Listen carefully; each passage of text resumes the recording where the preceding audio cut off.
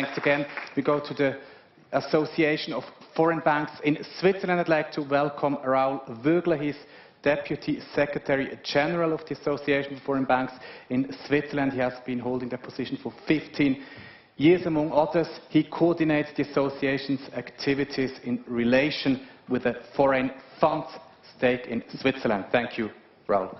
Thank you very much for this kind introduction.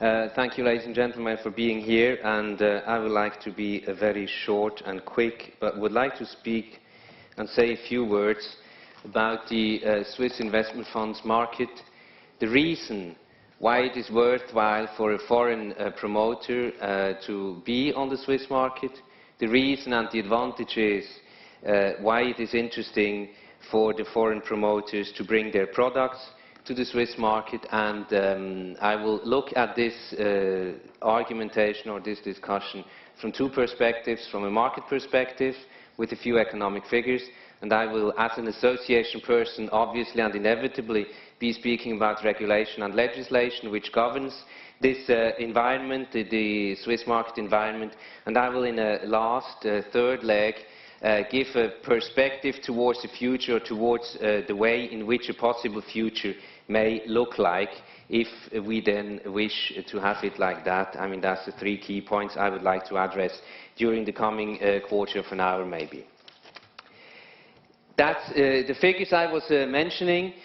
Some figures, I mean, it's quite well known and it's still true. Switzerland is one of the major, if not the most important, centers for private wealth management. Approximately a quarter of the international wealth is being managed in Switzerland. You see the figures published by the Swiss National Bank, and you see the interesting development. I mean, there was the impact of the financial market crisis after 2007-2008, and you see where we are back again in 2014, back to the figures of the good years of the 2000s past. What's also interesting to see is that the share of funds, well, it's interesting, or maybe it's a little bit disconcerting, the fact that the number of the share of funds is more or less stable throughout the period. Approximately a third of the wealth is being invested in collective investment schemes. That has been true before the financial market crisis, 2004. That continues to be true nowadays, 2014, 10 years afterwards. What's also constant is the share of foreign funds being held. Again, about a third of the total volume of funds invested is being held in foreign funds. Foreign funds are those products which are domiciled abroad, to some extent promoted, produced by Swiss firms, to another extent produced obviously by international firms. Another reason why it can be worthwhile being in Switzerland is not only about private wealth management, it's also institutional wealth management. According to different statistics and various international surveys, Switzerland appears to be one of the most important, one of the top 10 markets for pension plans. The volume is about 700 billion Swiss francs under management, and you see division according to the various categories of investment. There is some room for development and there is some room for improvement in that respect. What's interesting to see that the share of the collective investment schemes of the funds in the pension plans holdings has continuously increased and is well beyond the share in the private wealth management side. There may be reason for this. Who knows which they are? Certainly the financial distributors and the banks know them better than we do. Another reason why it may be interesting for an international promoter to be in Switzerland is the fact that Switzerland is a rather open, extremely open actually, global economy, an economy where a lot of international firms are present, are headquartered, and if they're not headquartered in Switzerland, many global multinationals have their regional offices, EMEA offices, financial centers in Switzerland. They do manage their finances, liquidity, they do manage employee pension schemes and other activities. They deploy other similar activities which all are looking for investment opportunities among others, obviously in collective investment schemes. And last but not least, when I showed that slide the last time, during the cocktails afterwards, people were coming back to me, and one person in particular, culture matters, doesn't it? Culture matters. I think culture really does matter, and I also think, and I'm convinced, that Switzerland has a unique position for making culture matter.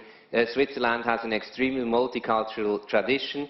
The Swiss peoples are used to live with people from different cultural backgrounds, be this language, be this history, be this cultural orientation of their population. And it's on the one hand side due to the history of the country itself, which brings together 4 different languages, the 4 major European languages, and through that, these 4 languages opens its country and its marketplace to the world. Some areas have a more strong relationship with Eastern Europe, other areas of Switzerland, other financial places in Switzerland have a more strong opening towards Latin America or other areas. Out of Switzerland, actually, you can cover the world. You have people who are in a position to help you covering the world from business-wise and culture-wise. Now let me say a few words about the regulatory environment we are in, the market from a regulatory perspective. This is a graph I'm working on for several years now. I continuously update it. It represents the number of funds registered for distribution in Switzerland. It's the FINMA, the Financial Market Authority, which publishes these figures. It shows the promoter, the name of the promoter, the domicile of the fund. I work a little bit on these figures and I bring four graphs. I find the number of foreign domiciled funds of foreign promoters and the number of foreign domiciled funds of Swiss promoters, the number of Switzerland domiciled funds of Swiss promoters, and the number of Switzerland domiciled funds of foreign promoters.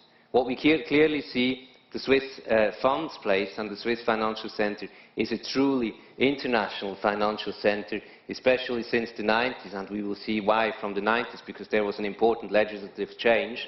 From then onwards, the growth of foreign promoters, foreign funds, has started and has never actually ceased since then. Here we have a few figures upon which these graphs are based. I think there are 2 important columns to be looked at. One is the one of Luxembourg. Luxembourg clearly is the place of domicile which is the most strongly represented in Switzerland, with approximately 3,000, nearly 4,500 actually, funds. You see on the lower lines the Swiss promoters' products, and on the upper lines the foreign promoters' products. So if you want to know the total of Luxembourg funds in Switzerland in end of September 2014, you add the 3,109 with the 1,255, you get approximately 4,500 products. Another important row, column, I think, is the one of France, where we see a very strong growth in numbers from 2004 to 2014. This is due to a bilateral agreement which entered into force in 1999 between the 2 countries, which allows the respective supervisory authority to apply simplified procedures for the authorization of funds from the respective country. And especially from France to Switzerland, this agreement works pretty well. Why does it work so well from France to Switzerland and maybe not as well from Switzerland to France? If you look at that graph, you immediately find the explanation. I mean, there is about 5 or 6 times more funds coming from abroad to Switzerland than being available in Switzerland. So if you have little to export, you will obviously also benefit in a lesser extent from such agreements. But anyway, Switzerland as a distribution centre does benefit from this agreement. You see it again here. You see the strong growth in numbers of French funds being distributed in Switzerland. There's one aspect which is extremely positive. It's the fact that these funds come into Switzerland, bring diversity to the market, thus increase the attractiveness from the perspective of the investor. And the other important thing with respect to the French domiciled funds is that those are all boutique asset managers. There is 1 or 2 big promoters from France coming into Switzerland with 30 or 40 or 50 products, and the others are all small promoters with not more than 10 funds each. So you can imagine there are about 45 to 50 French promoters being present on the Swiss market, and this again, in addition to the number of products, it's the accumulation of the number of promoters which brings an important contribution to the diversity of the offer and thus the attractiveness of the Swiss financial centre. Here we see the comparison of the number of products from Luxembourg and from Ireland brought into Switzerland. The top 2 rows are the foreign promoters and the Swiss promoters products from Luxembourg, and the bottom two rows are the foreign promoters and the Swiss promoters product from Ireland. The distinction between Luxembourg and Ireland, obviously Luxembourg is the fund domicile, at least as it appears at present on the European continent, and in the end Luxembourg has managed to export the UCITS brand across the world. There is a number of emerging economies which exclusively offer their retail investors Luxembourg funds. Luxembourg is certainly an interesting place, especially also for continental promoters, while Ireland is appreciated by Anglo-Saxon, American asset managers, and is also quite well appreciated for the alternative investment industry. Let me come to the third chapter of my presentation. I would like to say a few words about the regulatory environment we are in Switzerland, and the opportunities this regulatory environment offers, especially to the particular situation we have been speaking about, that is the distribution of foreign funds in Switzerland, contributing to the attractiveness of the Swiss financial centre. We have three key articles. I think it's on the one hand side, in the law, Article 120, which requires every foreign fund which wants to be distributed in Switzerland to designate a representative and a paying agent. This is an administrative hassle. You need to do, since you're not part of this, Switzerland is not part of the European Union. The FINMA says it wants to have a certain control of what's going on in Switzerland. That can be understandable. It's manageable. It's doable. There is a number of representatives offering these services to the industry. The second point is the Articles 122 of the law and Article 129 of the ordinance, and they're more interesting for us today. 122 of the law says that the Swiss government can enter into bilateral agreements with foreign governments in view of relinquishing the approval procedure which is required for foreign funds and replacing it by a simple notification procedure. Such an agreement has been entered into with Germany as of the 1st of January 2014, and we are very much looking forward to the impact that agreement will have on the Swiss funds market. The second case is the ordinance, Article 129, which gives the supervisory authorities, the FINMA on the Swiss side, the possibility to enter into bilateral agreements with foreign supervisory authorities in view of simplifying the registration procedures. There is not the possibility of notification instead of approval, but there is still the possibility of simplified approval procedures. And if you remember the graph of the French funds being brought into Switzerland, also even this simplification of procedures can bring important and considerable advantages for a distribution place like Switzerland. If we look back at the Swiss legislation, we have 3 or 4 important steps we need to take care of and we need to look into. There is the law which entered into force in the 60s. There is a first revision of the law in 1995, where the legislator wanted to render the Swiss legislation compatible to the EU standards. That's, remember well, the time when the European Union introduced its first UCITS directive. Luxembourg very quickly jumped upon the bandwagon, transposed the legislation into national law, and managed to become the fund domicile in the European Union. Switzerland tried to follow suit. What it did, it introduced the so-called EU-compatible fund, which was a Swiss law fund that should have been produced according to UCITS standards and should, for that simple fact, have gained market access to the European Union. Obviously, the European Union said, well, we are the European Union and you're not part of, so you do not get market access. And that's what you can see in that graph, the blue graph, which represents the number of the so-called Swiss EU-compatible funds. A slight enthusiasm when the law entered into force, which immediately faded away when the industry became aware of what that meant and what the advantages or what the absence of advantages meant for the industry. On the other hand side, we see the clear growth of non-EU compatible products. It's not alternative products, but it's different products which offer different opportunities, more freedom, more margin for the investment strategy, for the investor categorization, and so forth. Another important change in the 1995 revision was the fact that henceforth the foreign funds which wanted to be distributed in Switzerland no longer needed to have a Swiss bank as a representative, but any legal entity could offer these services, and from then onwards, that's where the strong growth of foreign funds in Switzerland actually started and took off. The second revision took place in 2007. In 2007, again, the Swiss legislator aimed at re-establishing competitiveness of the Swiss financial centre, aligning the Swiss standards to the EU standards, and that's where it actually became aware that the European Union, in its UCITS directive, did not exclusively foresee contractual funds, fonds communs de placement, but also corporate investment vehicles such as CCAFs and limited partnerships. And that's what the Swiss law of 2007 also introduced into the Swiss framework. You see the success. It's a logarithmic scale. We at present, 7 years after the entry into force of the law, have about 30 to 40 corporate investment vehicles, mainly CCAFs, a few limited partnerships. So the success, I leave it to you to judge the success of that revision. By the way, the number of foreign funds brought into Switzerland continues to grow.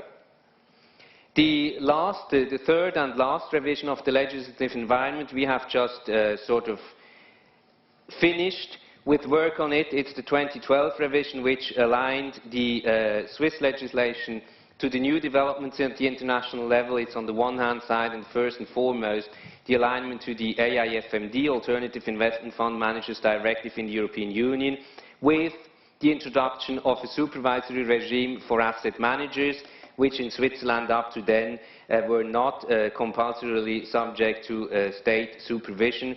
That's, I think, the major novelty brought by the 2012 revision, together with a reviewed regime for representatives for the distribution of foreign funds into Switzerland.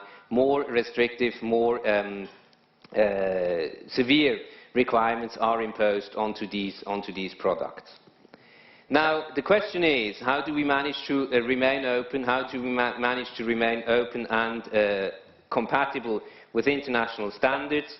When the FINMA is interrogated about how it approaches the requests of foreign funds or foreign products for distribution in Switzerland, it says, well, the rule is equal treatment.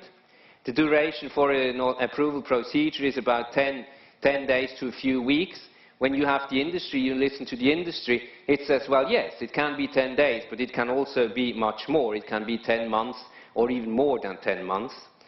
I think the major challenge or the major difficulty or the major problem of the Swiss approval procedure at present is lack of transparency. Once you start an application, you never know when you end it. You never know in what shape you're going to end it, and you never even know whether you're going to end it, because I've also heard of some promoters who finally abandoned the procedure, but that's not obviously the standard. I mean, the standard procedure is effectively approval and distribution. As this graph shows you, just to remind to you, it's still a very, very large majority which manages to bring its funds to approval and to distribution in Switzerland in a rather decent period of time. Nevertheless, what exists can always be improved, and in our view there is room for improvement. The aspects of Swiss finish, of sort of topping up, of some gold plating, which is the standard of many countries, but need not necessarily be the standard of Switzerland also. The predictability would obviously be a huge advantage if one started a procedure and knew what one has to file, under what conditions, in what format, and under what deadlines can one then expect an approval by the authority. That would certainly also bring a huge lot of security into the market. It would strengthen the market itself, also in the view of the investors, and contribute to investor protection, its transparency, its equal treatment of the individual products. The notification instead of approval for foreign funds is one possibility which can contribute to such a regime, as the law allows it to the Swiss government, and as the agreement with Germany shows that it's possible. It's possible to save energy for the FINMA, which will not necessarily have to look into every single product, but can trust on its foreign peers, with which it anyway has agreements on cooperation and exchange of information, which means there are contacts and there are possibilities of discussing if ever issues were arising, and nevertheless it would certainly be in the interest of the market streamlining these procedures and opening thus the borders for foreign products for more diversity on the Swiss market. It's the equivalent supervision which would certainly be a condition sine qua non for such notification agreements instead of approval. It's the presence of the agreements on cooperation and exchange of information which are in place with all European Union supervisors, and it's obviously the necessity of concluding bilateral conventions. A convention among supervisors exists since 1999 with France. We have seen the success. An agreement among governments, a state agreement, exists since 2014 with the German government. There, the results remain to be seen, and obviously there are many other countries which could follow suit, which could contribute to the great diversity and the attractiveness of the Swiss financial centre. To conclude with two more graphs, two last graphs. Here you see the situation of France, French funds distributed in Switzerland. The blue line shows the French promoters, French funds in Switzerland, and you see on the right-hand side the situation in Germany. It's the blue line which represents the number of German funds distributed in Switzerland, and the red line, the number of Swiss funds, Switzerland-domiciled funds, which potentially could benefit of the notification agreement between Switzerland and Germany if they wished so. That is, these are the Switzerland-domiciled, so-called EU-compatible securities funds, which can, according to the Switzerland-German agreement, benefit from the notification instead of approval. Ladies and gentlemen, with these two slides, with these two graphs, I conclude my presentation. I hope I'm more or less on time. I thank you very much for your attention, and I think there's 2 or 3 minutes for questions. Thank you, Raoul, for your presentation. Also, at this point in time, we just have time for one question. Is there actually a question? Otherwise, the coffee is cooling down and the refreshments warming up. You will have time also, you will stay with us, correct? Well, I stay for coffee, so we have time for questions. All right, thank you very much. We'll have Thanks very much. Another coffee break. Now, please be back. It's 4 p.m. now at 4:25, meaning we have time, 25 minutes to answer questions, okay? Thank you.